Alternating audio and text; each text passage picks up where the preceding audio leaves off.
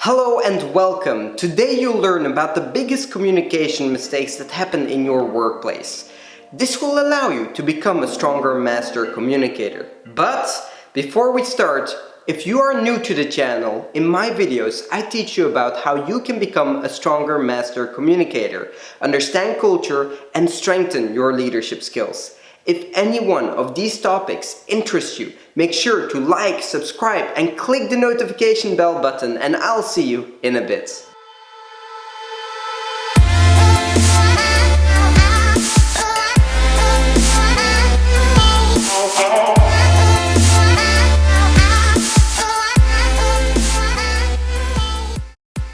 Here are the 4 key things that happen in your workplace that are the biggest communication mistakes.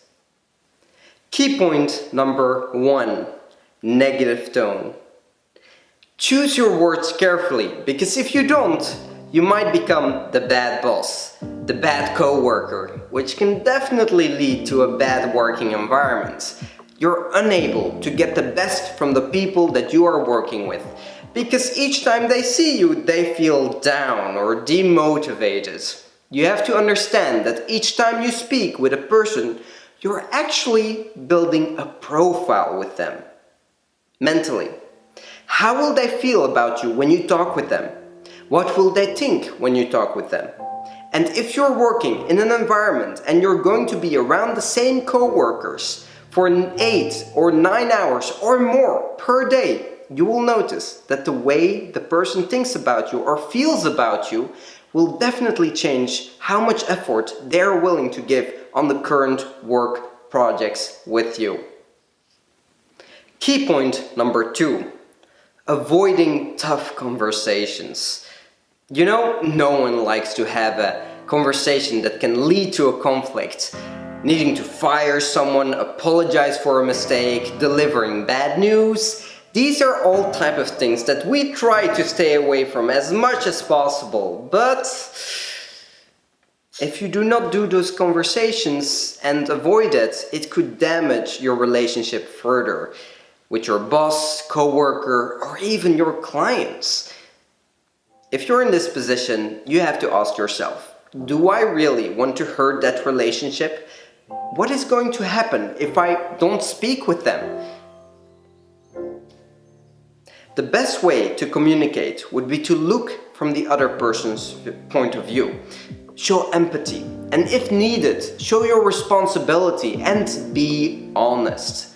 Make sure, if you need to give criticism, that you give it in a constructive, positive, and peaceful way, so that when both of you leave the conversation, at the end, both will be better off.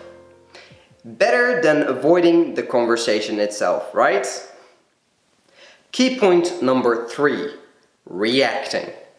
What is key point number 3? Reacting, yes. So reacting to something, it's not really based on a thought process. It means that you're emotionally invested and you don't really care about the repercussions that will happen when the conversation ends. You're maybe frustrated, you're annoyed, and you wanted help, but you didn't get any. However, think on the past times that you reacted. Did the people around you, after you reacted, wanted to help you? Not likely. Did you find yourself in a better position than after you reacted? You might have dug yourself into a hole. You're now all by yourself once again, and you have to climb yourself all the way out again.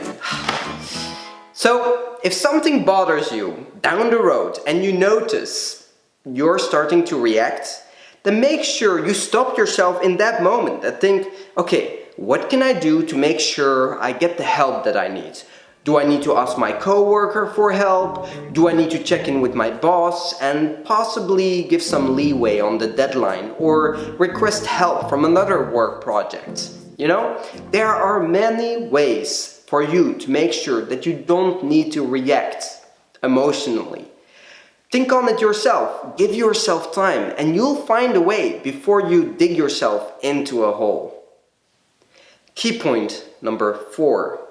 Close-minded. See, if someone is close-minded, and if you notice you do some of these things, no worries. We're all here to learn. Do you usually spend more time talking than listening? Or do you tend to ignore opposing viewpoints? Or do you make quick conclusions and the new ideas and opinions can just stand aside? If you really want to build trust, engagement, and honesty, and make yourself a better leader in your workplace, learn to listen without interrupting. Learn to listen to other people's beliefs, perspectives, and they can give you new solutions. Learn that when you reach a conclusion quickly, ask yourself, is this true or are there other ways to look at it? Explore your knowledge and continuously educate yourself.